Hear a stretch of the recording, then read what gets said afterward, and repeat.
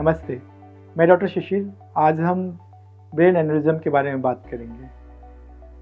कभी कभी लोगों के सर में दर्द होता है और इतनी तेज़ दर्द होता है कि वह कहते हैं कि मेरे को जीवन में कभी ऐसा दर्द नहीं हुआ।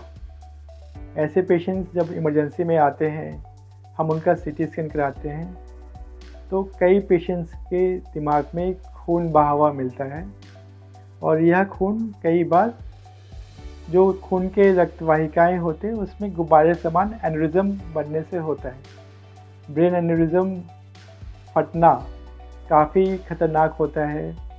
ऐसे केसेस में मोर देन 50% लोगों की डेथ तो जब यह एन्युरिज्म फटता है तभी हो जाती है। उसमें से जो लोग हॉस्पिटल आ पाते हैं, उनकी आने पर क्लिनिकल कंडीशन कैसी है, उसके बेसिस पे डिसाइड होता है कि उनके बचने की संभावनाएँ कैसी हैं। इसका इलाज बड़ा ही जटिल होता है क्योंकि इसमें जो गुब्बारा जो फटा है रक्त वाहिकाओं का, उसे ब्लॉक करना पड़ता है। उसके अलावा जो खून बहा है उसके कारण से जो ब्लड वेसल्स पे असर पड़ता है, वह नेक्स्ट 14 से 21 दिन तक होता है, उसका इलाज करना पड़ता है। तो सबसे पहला स्टेप इस बीमारी में होता है कि जो खून के नली का जो गुब्बारा है उसको ब्लॉक करना। उसे करने के 2 तरीके होते हैं, एक होती है ओपन सर्जरी, दूसरी होती है एंडोवैस्कुलर सर्जरी।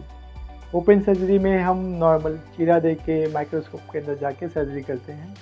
एंडोवैस्कुलर में हम रक्त वाहिकाओं के अंदर जाके उन्हें जो गुब्बारा है उसे ब्लॉक कर देते हैं। एंडोवैस्कुलर सर्जरी में या न्यूरो इंटरवेंशन में चीरा नहीं पड़ता। एंडोवैस्कुलर सर्जरी और ओपन सर्जरी में बेहतर कौन है? एंडोवैस्कुलर सर्जरी और ओपन सर्जरी दोनों ही बेहतर है। आप जिस सेंटर पे जा रहे हैं वहाँ पे जो आपको न्यूरोसर्जन मिले या न्यूरो इंटरवेंशनिस्ट मिले, वो जिस प्रोसीजर में दक्ष हैं या फिर जिस प्रोसीजर में सक्षम हैं, वह कराना ही सही रहता है। नॉर्मली मैं एंडोवैस्कुलर सर्जरी प्रेफर करता हूँ। उसका एक कारण यह है कि यह एक चीरा रहित सर्जरी है। उसके अलावा जब हम एंडोवैस्कुलर सर्जरी में रक्त कोशिकाओं की जाँच करते हैं तो हमें अगर एक से अधिक एन्युरिज्म दिख रहे हैं तो हम सबका इलाज एक ही साथ कर सकते हैं। उसके अलावा अगर कहीं पे बहुत ही डीप में ब्लड वेसल में एन्युरिज्म है तो उसका भी इलाज हम सक्षम पूर्वक कर सकते हैं। उसके अलावा छोटे दिमाग या दिमाग के पीछे में जो एन्युरिज्म होते हैं उसमें ओपन सर्जरी से ज़्यादा एंडोवैस्कुलर सर्जरी को ही प्रेफरेंस दी जाती है क्योंकि उसकी सर्जरी काफ़ी जटिल होती है और सर्जरी के दौरान रक्त वाहिकाओं का जो गुब्बारा एन्युरिज्म है उसके फटने के चांसेस ज़्यादा होते हैं, जिससे कि वह जानलेवा हो सकती है।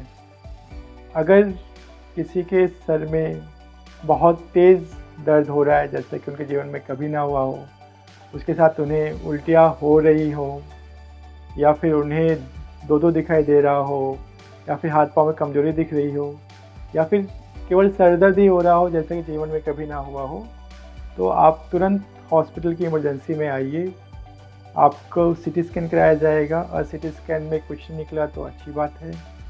अगर एन्युरिज्म निकलता है या फिर खून बहा हुआ दिखता है तो उसके लिए मेरा सुझाव है कि आगे न्यूरोसर्जन या न्यूरो इंटरवेंशनिस्ट से मिले और उसका इलाज कराएं।